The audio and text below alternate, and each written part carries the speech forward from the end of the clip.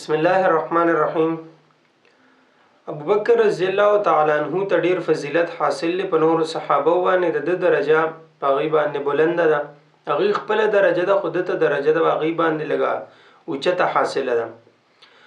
د فضیلت په اړه کې مختلف احادیث هغه وارد شوي دي، مختلف احادیث راغلي چې صحیحین او مغیل نقل کړي دي.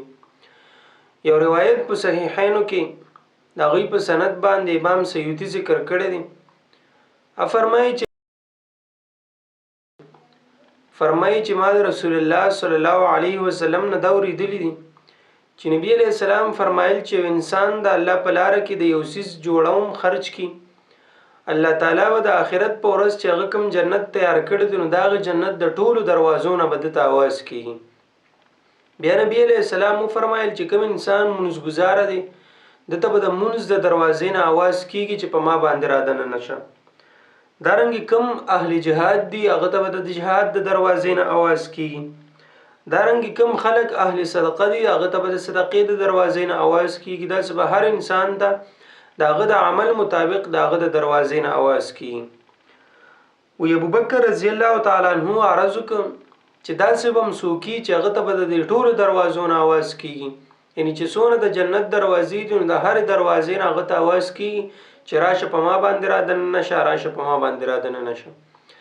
نبی اکرم صلی الله علیه وسلم متو فرمایل چې کوم انسان ته دغه ټولو دروازو نه आवाज کیږي نو هغه به امتی تا ته به आवाज کیږي. زوی امید کوم چې دغه انسان هغه وتی. د دې روایت نه هغه فضیلت د ابوبکر رضی الله تعالی عنہ معلومیږي. دارنګ یو بل روایت چې صحیح مسلم غیل نقل کړی دی هغه فرمایي روایت دی چې رسول الله صلی الله علیه وسلم فرمایلی دي چې په تاسو کې کم یو انسان نن روزه نیولې ده. نو ابوبکر رضی الله تعالی عنہ فرمایل چې ما. بیا نبی علیہ السلام تاسو کې چې په تاسو کې کم یو انسان د جنازې سره تللی دی. او ابوبکر رضی الله تعالی عنہ فرمایل چې زه. بیا رسول الله صلی الله علیه وسلم تاسو کو چې په تاسو کې مسکین ته او روټه اغنن چا ور کړیا. ابوبکر رضی الله تعالی عنہ بیا وی چې ما ور کړل. بیا نبی علیہ السلام ته پوښتنه کوي چې په تاسو کې د مریض عادت نن چا کړی. بیا ابوبکر رضی الله تعالی عنہ فرمایل ما کړی. هغه نرست رسول الله صلی الله علیه وسلم فرمایل چې په چا کې دا ټول خبره را جمع شوي دغه انسان جنتی دی به جنت ته داخلي.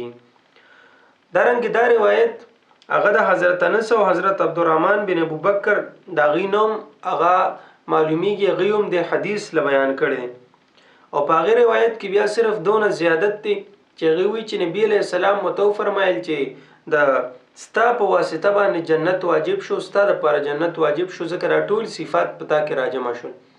اوس د دې ټولو د دې دوه روایتونو هغه فضیلت د ابوبکر رضی الله تعالی عنہ معلومیږي چې هغه د سونو چته درجه خاوند او هغه د سونو چته